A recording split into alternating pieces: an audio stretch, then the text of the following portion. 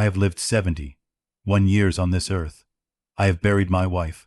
I have worked with my hands until they cracked and bled.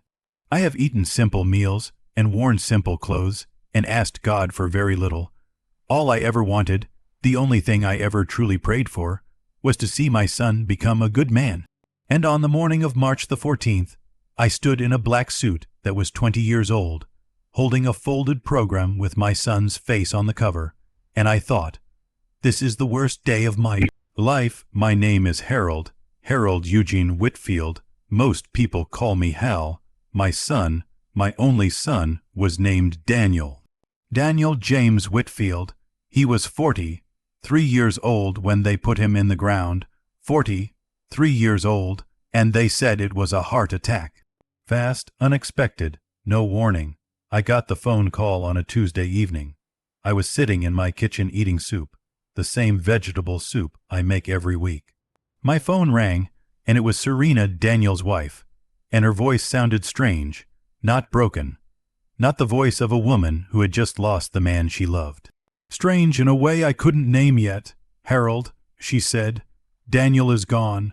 Just like that, Daniel is gone. Like he stepped out for a walk, I dropped my spoon.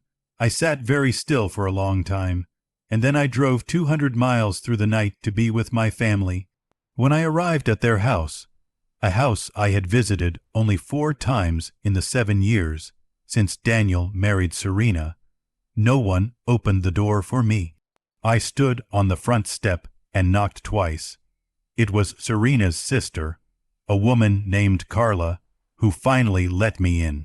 She looked at me with this half-smile, half-sorry expression that told me more than she realized. Harold, you came? She said. Of course I came. He is my son. The house was full of people I barely knew. Serena's friends, Serena's relatives, a handful of Daniel's work colleagues who kept glancing at their phones. And in the corner of the living room, laughing quietly at something on his phone, was a man I had never seen before in my life. Tall, well-dressed, young, maybe 35. He had thick dark hair and the kind of easy confidence that comes from never having struggled. He laughed at whatever was on his phone and then looked up and caught my eye, and he gave me a nod. The kind of nod you give a stranger. I said nothing. I went and found a chair in the corner and sat down. That is what I do. I sit, I observe, I wait. I have been doing it my whole life. Let me tell you about Daniel. I raised him alone after his mother, my Margaret, passed away from cancer when Daniel was just 9 years old. 9 years old. He used to sleep with his face pressed against the door of my bedroom because he was afraid of the dark and afraid I would disappear too. I would open the door in the morning and find him curled up on the hallway floor like a little comma, and I would carry him to breakfast and make him eggs, and we would sit together and not say much, because some grief is too big for words. I worked 2 jobs, mornings at the timber yard, evenings doing deliveries. I wore out 3 pairs of boots a year. I packed Daniel's lunch every single day from first grade through senior year. I went to every school play, every football game, every parent-teacher meeting, alone, always alone, a big quiet man in the back row. Daniel was brilliant, the kind of brilliant that sneaks up on you. He wasn't loud about it. He just worked, quietly and steadily, the way I'd taught him to. He earned a scholarship. He studied finance. By the time he was 35, he had built something remarkable, a financial consulting firm that managed hundreds of millions of dollars for other people. He had made himself wealthy, very wealthy, and somewhere along the way, without me quite noticing how it happened, he and I had drifted apart. It wasn't a fight. It wasn't one big moment. It was small things, accumulating like dust. He moved to the city. He married Serena, a woman from a wealthy family who made it clear, not with words, but with silences and expressions, that she found me embarrassing. An old man with rough hands and a second-hand suit and a habit of saying grace before meals. Daniel stopped calling as often. When I visited, There was always some event they were rushing to, some reason the visit needed to be short. The last time I saw my son alive was at Christmas, 14 months before he died. He hugged me at the door, and he looked tired, and I wanted to say something important to him. I could feel the words gathering inside my chest, but then Serena called his name from inside, and the moment passed. I drove home and I told myself there was time. There was still time. There wasn't. The service was held at an expensive church in the city. White marble floors, high ceilings, flowers that cost more than my monthly pension.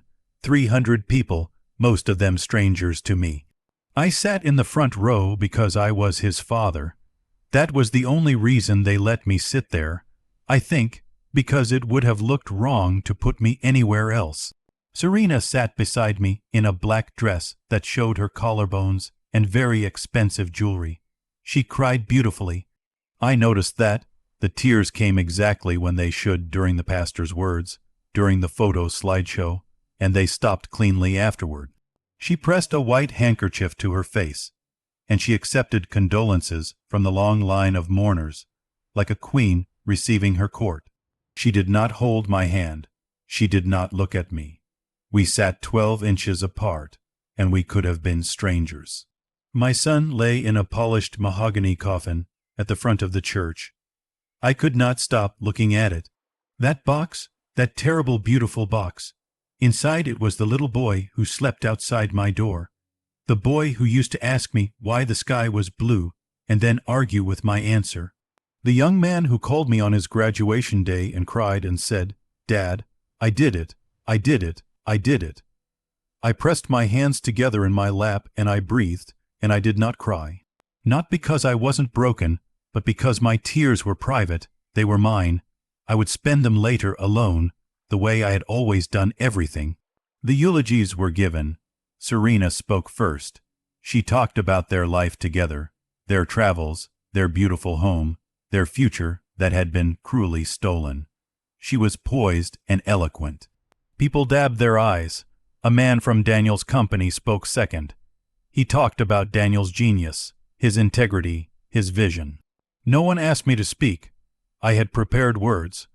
I had sat at my kitchen table for 3 nights, and written them down and crossed them out and written them again.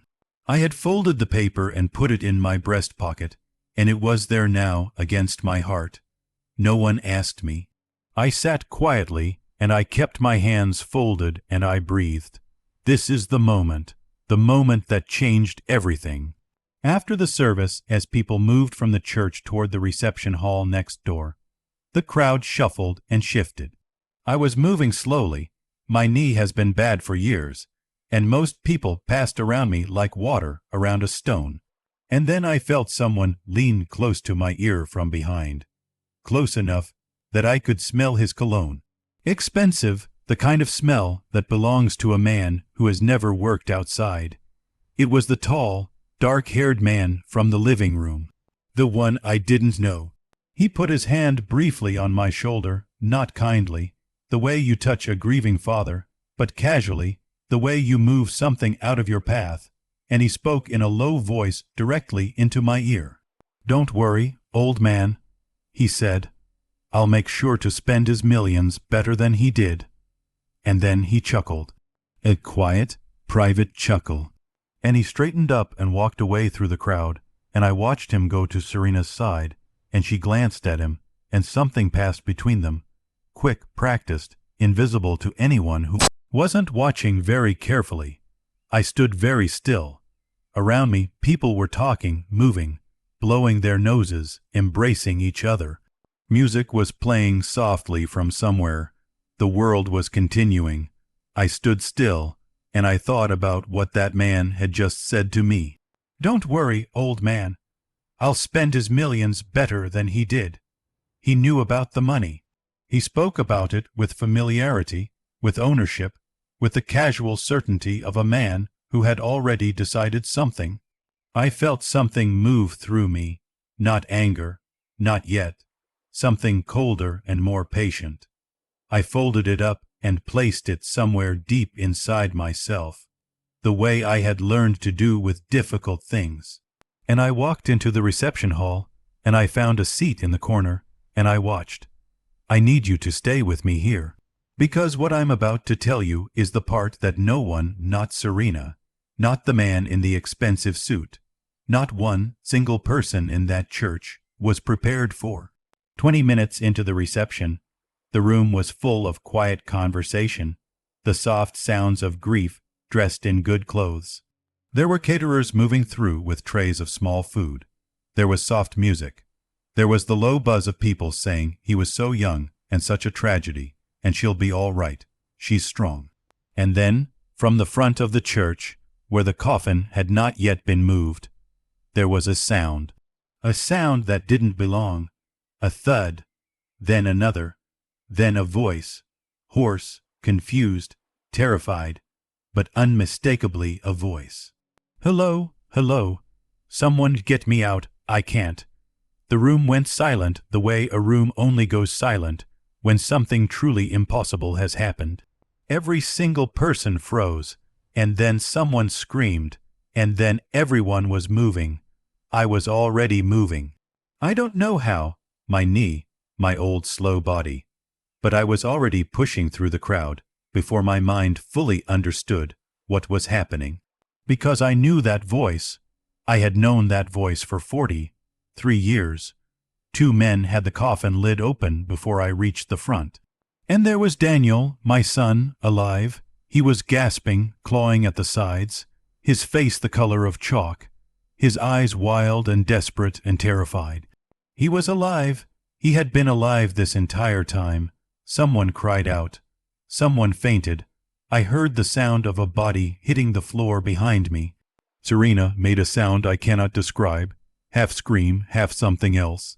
I reached the coffin and I put my hands on my son's face and I said very quietly, the way I had always spoken to him when things were bad, "Daniel, I'm here. Dad's here. Breathe. Just breathe."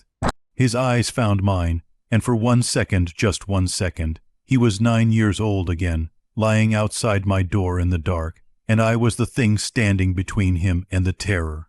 He breathed. In the hours and days that followed, the truth came out piece by piece, the way truths do, reluctantly, painfully, like splinters being pulled from skin. Daniel had not had a heart attack. He had been poisoned, a rare compound, slow acting, the kind that depresses the body's systems so completely that all outward signs of life disappear. Heartbeat undetectable, breathing imperceptible, temperature dropped. To a standard examination, it presented as cardiac death. It was designed to look that way. The doctors at the hospital where Daniel was rushed by ambulance, where he spent 11 days recovering, were shaken by what they found.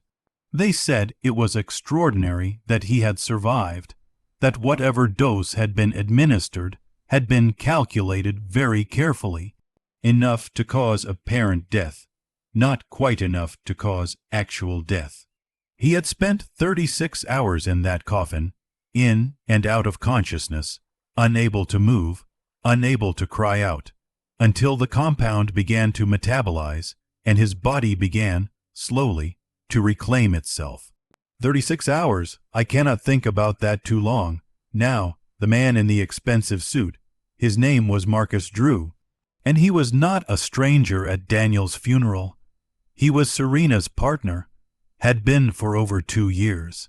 They had met at a conference, one that Serena attended while Daniel was working 80-hour weeks trying to secure a major contract that would set their future in stone. Marcus Drew was many things, but the most important thing he was, the thing that explained everything, was a forensic pharmacologist, a man who had built a career understanding exactly how substances move through the human body. And he had a gambling problem, the kind that had eaten through his own savings and his own future, and had left him looking for another way.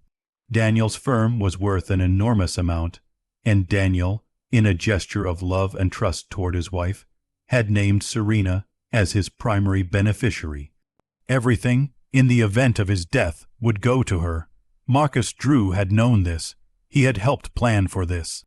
I am not a man who uses words like evil lightly. I believe most people are complicated. I believe hurt people hurt people. I believe in understanding before judgment. But I looked at Marcus Drew's face when the police arrived at the reception hall, when everything was still chaos, and Daniel was being lifted out of that coffin into the arms of paramedics, and I cannot tell you what I saw there was complicated. What I saw was a man who had made a simple, terrible calculation and had been caught. This is the part that is hardest to write, because I don't know, I genuinely don't know, exactly how much Serena knew. That is the thing the investigation would spend months untangling, the thing that the lawyers and the detectives and eventually the jury would have to decide. And I will not tell you their verdict here, because this story is not about the courtroom. It is about what I saw and what I knew and what happened between a father and his son. What I can tell you is what I saw on Serena's face in those first moments after they opened the coffin. She was standing perhaps 20 feet away when they lifted Daniel up. I saw her face when she realized he was alive. And the expression, the very first expression, the one that came before she could control it, was not relief. That is all I will say about that. What I will tell you is that later, much later, when everything was quiet and Daniel was in a hospital bed with tubes in his arm and a police officer outside his door, Serena came to the waiting room where I had been sitting for 6 hours, and she stood in front of me and she said, "Harold, I want you to know that I didn't." She stopped. She looked at the floor. I didn't think it would go this far. I looked at her for a long time. "What did you think it would go?" I asked. She didn't answer. She walked away. I watched her go. And I thought about those 7 years of small slights, the visits that were too short, the Christmases where I sat at the edge of things, the phone calls that became less frequent, the feeling that my son was slowly being moved to a place I couldn't reach. I thought about the person I had watched doing that moving. And I thought about how the most dangerous betrayals are not the dramatic ones. They are the slow, patient ones. The ones that take years, the ones that look like ordinary life. On the 4th day, they let me sit with Daniel alone. He was better. Color was coming back to him. The doctors said he would recover fully, physically, at least. He was sitting up against the pillows when I came in. He looked like he had aged 10 years, but he was alive. He was alive, and I sat in the chair beside his bed, and I took his hand, and I want you to know that I am not a demonstrative man. I am not a man who reaches for hands easily, and I just held it. He looked at me, his eyes were wet. "Dad," he said. His voice was still rough and torn from all those hours in the dark. "Dad, I'm sorry." "For what?" I said. "For," he stopped. He shook his head. "For all of it. For the last 7 years. For letting her." Another stop. "For not calling for the Christmas where I made you leave early. For not listening when you—" He pressed his lips together. "I stopped listening to you, Dad. I got so busy building this life, and I stopped hearing you. I was quiet for a moment. Do you remember," I said, "when you were about 7, and you broke your mother's good vase, the blue one she loved?" He blinked. "Yeah. You were terrified. You hid it under the sink. You put it back together with school glue, and you put it back on the shelf, and you hoped nobody would notice. I remember." "Your mother noticed that same evening," I said. "She didn't say anything. She came and found me in the garage, and she told me, and she was crying a little, not because of the vase, but because you were so afraid to tell us." "I never knew she found out. She went and found you in your room," I said. "And she sat on the edge of your bed, and she said, 'Danny, I just want you to know that there is nothing you could break that is more important to me than you are.' Do you remember that?" He nodded slowly. "I want you to know," I said, "that the same is true for me. There is nothing, no distance, no years, no silence that changes what you are to me."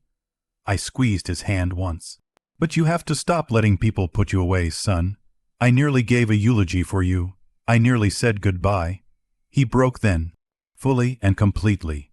43 years old, and my son wept the way he had when he was 9. When the world became too large and too unkind. And I did what I have always done.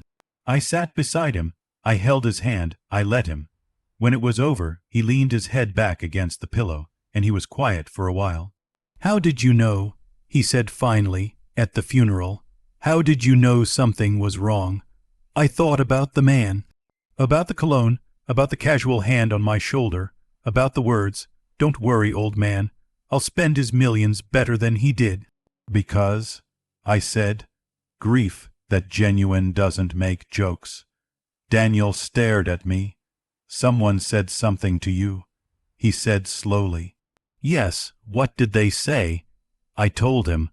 I told him exactly what Marcus Drew had whispered in my ear at his own funeral.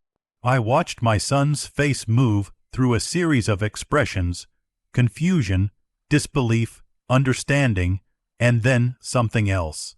Something that looked very much like a man seeing clearly for the first time after years in a fog. He said that, Daniel said. At my funeral, yes, Daniel was quiet for a very long time. "Dad," he said, "you heard that and you just sat down in the corner. You didn't say anything." "No. Why?" I shrugged my old man's shrug. "Because some truths don't need announcing. They just need time." Marcus Drew was arrested on the 11th day. The investigation was thorough, and the evidence, when the detectives looked for it properly, was considerable. He made the mistake that many intelligent people make. He assumed that intelligence was the same as invincibility. It is not. He had been careful, but he had also been arrogant, and arrogance leaves fingerprints everywhere. The story moved through the family, Daniel's extended relatives, Serena's family, like a stone thrown into a still pond. The ripples went far and went deep. I received phone calls.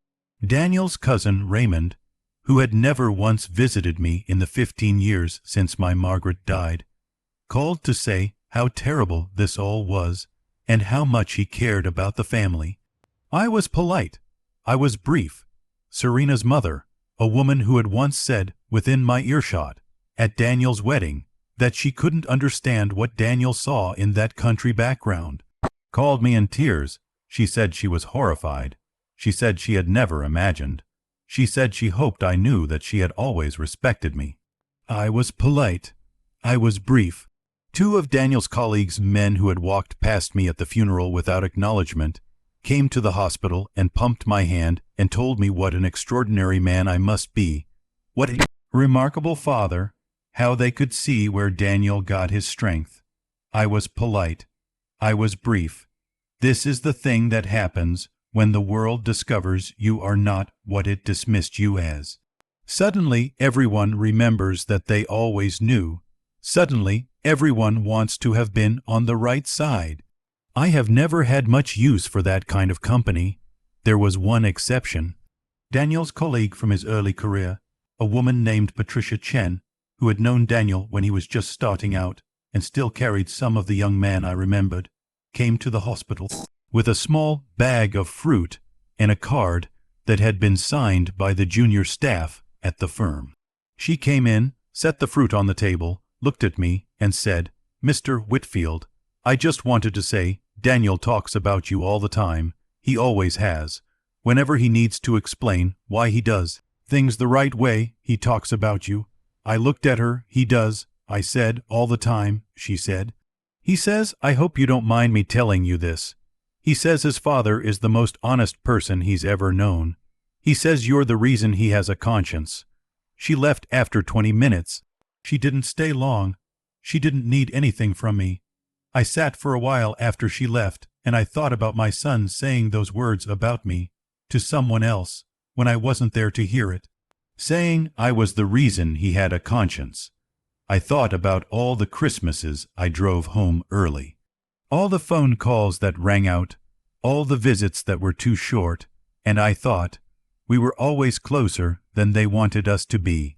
They couldn't take that, even with 7 years and 200 miles and every small erosion they tried. They couldn't take what was true between us. Recovery takes time, All kinds of recovery. Daniel sold the house. That happened first.